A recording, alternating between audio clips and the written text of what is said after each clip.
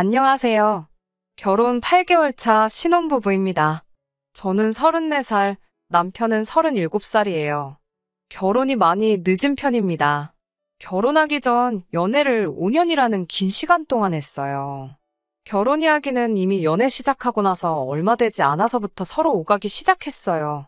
남편이 대학 졸업 후 바로 중견기업에 취직할 수 있었어서 기반이 많이 다져진 상태였고, 저도 남편이 다니는 회사만큼은 아니지만 같은 업계에서는 알아준다면 알아주는 회사에 다니면서 연차수도 오래돼서 벌이가 나쁘지 않은 편이었거든요. 이미 결혼이 준비된 두 남녀가 끝끝내 5년이라는 긴 시간을 보내고 결혼식을 올리게 된 이유는 바로 아주버님 때문입니다. 남편이 둘째로 위로 형이 한 명 있거든요. 올해로 41살인데 아직도 결혼을 못했습니다. 남편에 비해서 스펙이 딸린다거나 하는 건 아니에요. 머리도 비상하다고 들었고 어디 유명한 IT 쪽 회사에서 나름 인지도가 있는 연구원이라고 들었습니다. 그런데 조금 자기만의 세상에 갇혀 사는 듯한 느낌을 지울 수는 없었습니다. 아마도 그래서 혼기를 놓치고도 아직도 변변찮은 여자 한 명 없이 계속 독수공방 하고 있는지도 모르겠네요. 처음엔 아주버님이 결혼을 반대한 건 아니었어요.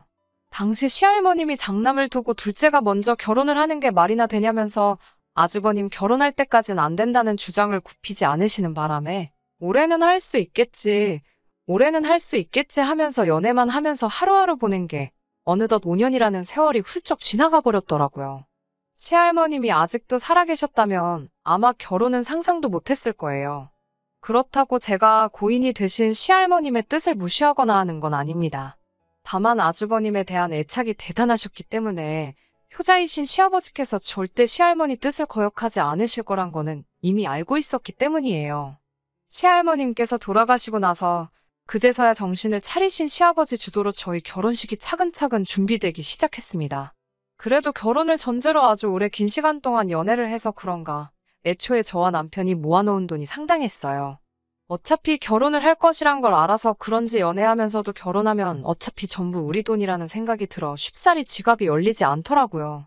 결혼 자금은 남편이나 저나 회사 들어간 지 얼마 되지 않은 시점부터 열심히 모아 그 돈만 해도 다른 사람에 비해 상당한 액수였는데 장장 4년 만이 넘는 기간을 기약 없는 결혼을 위해 연애만 해와서 그런가 안 그래도 많이 모아놓은 돈에 모인 돈이 더 많았어요.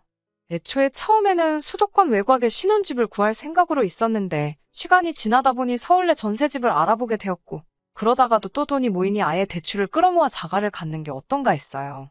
다행히 저희 회사나 남편 회사에도 사원들을 위한 주택대출 지원 제도가 있었기 때문에 여기저기서 싹 다 끌어모으니 위치도 좋고 투자 가치도 준수한 데다가 비교적 신축인 아파트를 구할 수 있었습니다. 아무튼 이렇게 결혼식이 일사천리로 진행되고 있던 가운데 시할머님의 뜻을 이어 우리 결혼을 반대하는 사람이 하나 있었는데 그게 아주버님이었습니다. 여태까지 기다렸으면 좀 더 기다려보지 그러냐라는 말을 시작으로 저희가 자기보다 앞서 결혼하게 된 것에 대해 기분 나쁜 마음을 숨기지 않았어요. 하지만 다행히도 이제 시할머님은 계시지 않았고 무엇보다 이제 실질적으로 집안의 가장 큰 어른이신 시아버지의 주도로 진행되는 결혼식을 막을 수 있는 사람은 아무도 없었습니다.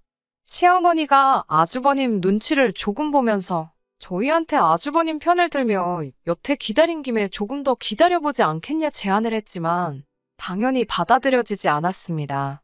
시아버지는 남편 9수 전에 장가를 보내는 게 좋다고 생각하셨고 저도 더 늦췄다간 노산이라 이세 계획에 큰 차질이 생길 것 같아 양보할 수 없기도 했으니까요.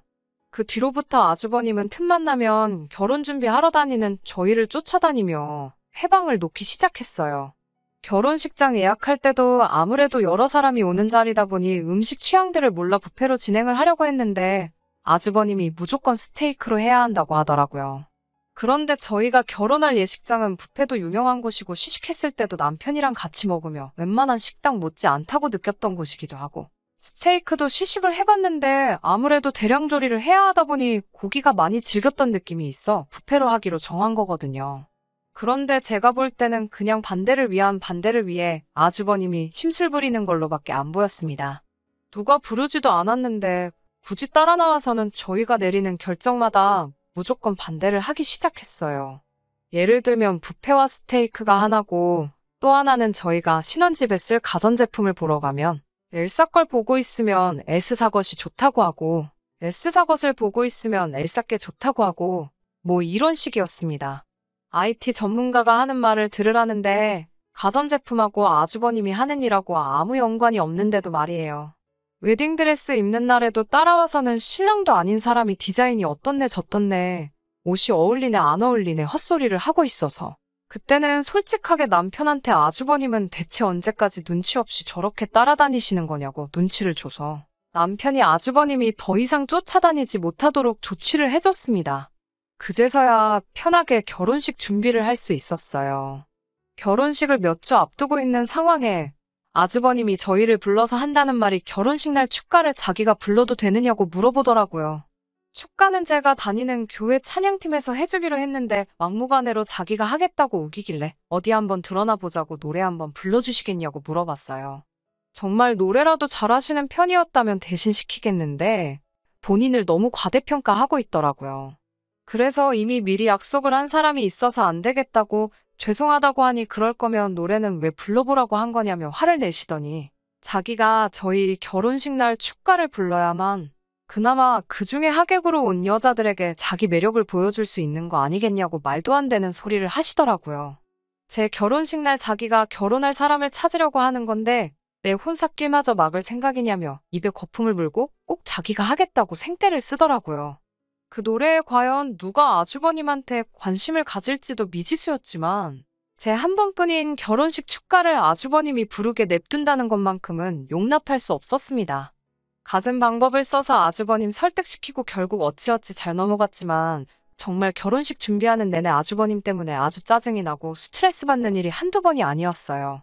제 친구들 부케 받는데 거기까지 따라 나와서 지가 부케를 받으려고 하는 통에 난리도 아니었습니다. 부케를 받은 아직 결혼 안 한 제 회사 동료한테 가서는 자기는 어떠냐고 되지도 않는 매력 어필을 하고 있더라고요. 아무튼 어찌저찌 별탈 없이 결혼식을 넘겼어요.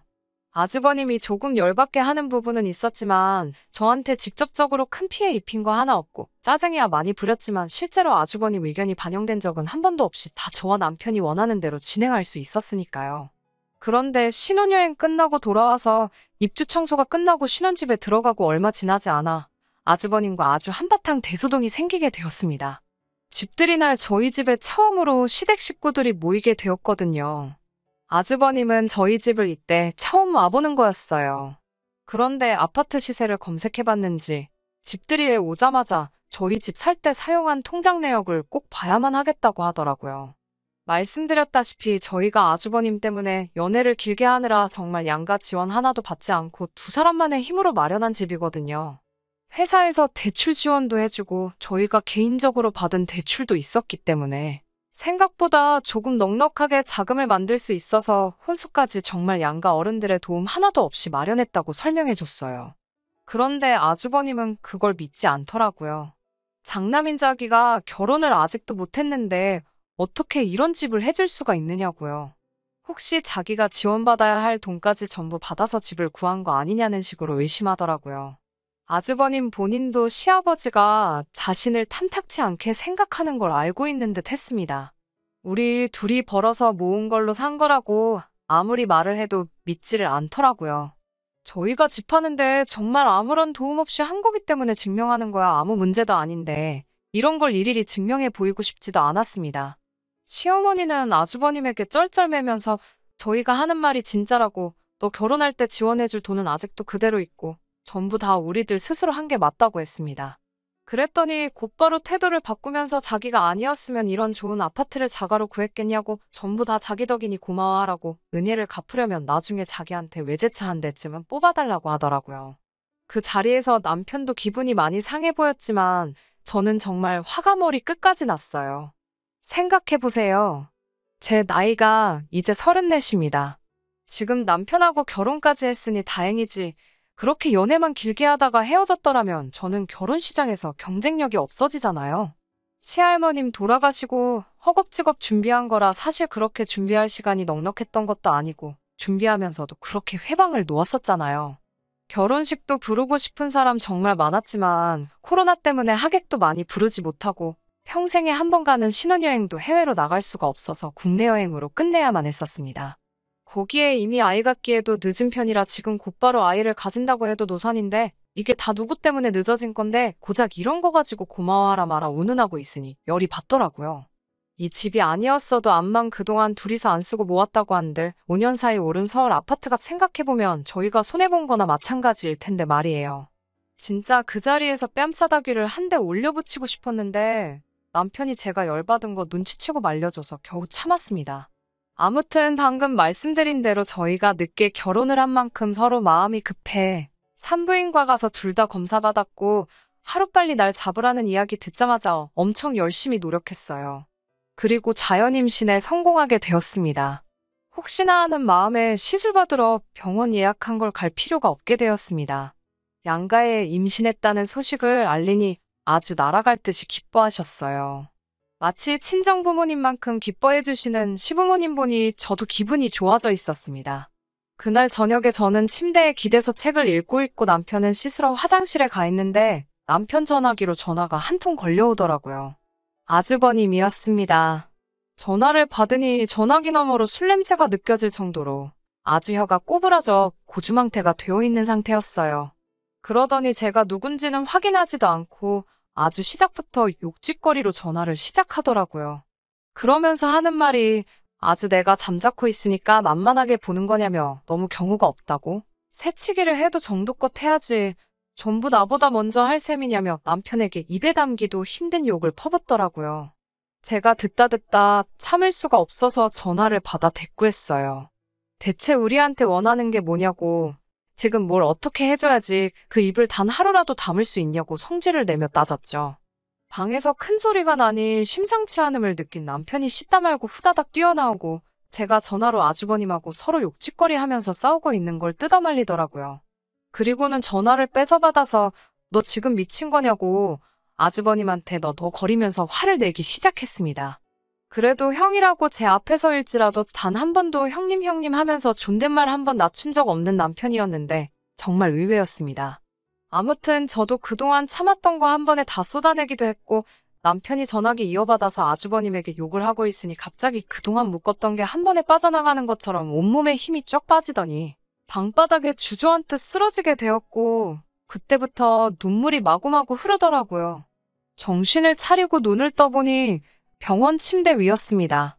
다행히 아이한테는 아무 일도 없었다네요.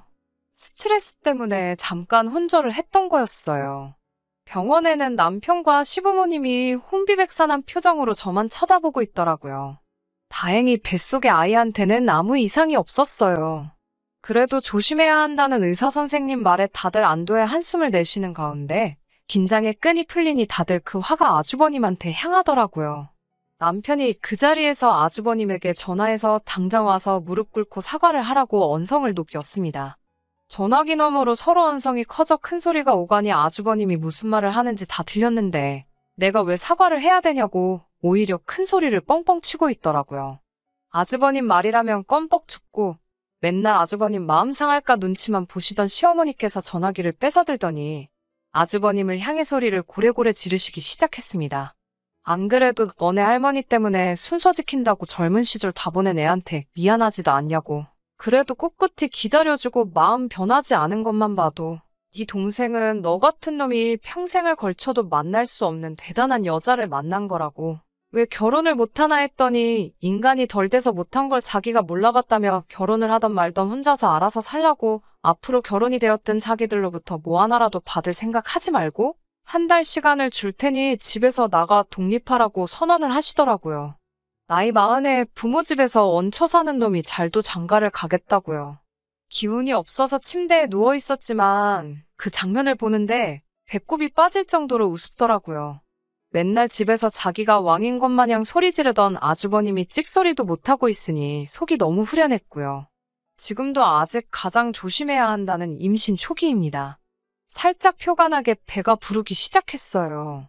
아이는 건강히 무럭무럭 자라고 있습니다. 아주버님은 결국 집에서 쫓겨나서 어디 월세방 구하셔서 혼자 지내고 있다고 들었어요. 쫓겨난 게 속 시원한 것보다 앞으로 한동안 얼굴 볼 일이 없어서 너무 좋습니다. 자기 때문에 희생한 세월이 얼마인데 축하는 못해줄 망정 경우를 따지는 게 너무 화가 나서 어떻게든 한 방 먹여주고 싶었는데 자기 스스로 제 무덤을 팔 거라고 누가 생각을 했겠어요? 아주버님이 정신을 차릴지는 나중 가서 알 문제고, 저는 뱃속의 아이 건강을 위해서라도 행복하고 좋은 일들만 생각하며 지내볼 생각입니다. 좋은 소식 기다려주세요. 그러면 이제 사연 마치도록 할게요. 끝까지 들어주셔서 감사합니다. 오늘의 사연은 여기까지입니다.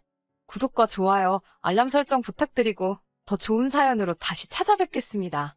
감사합니다.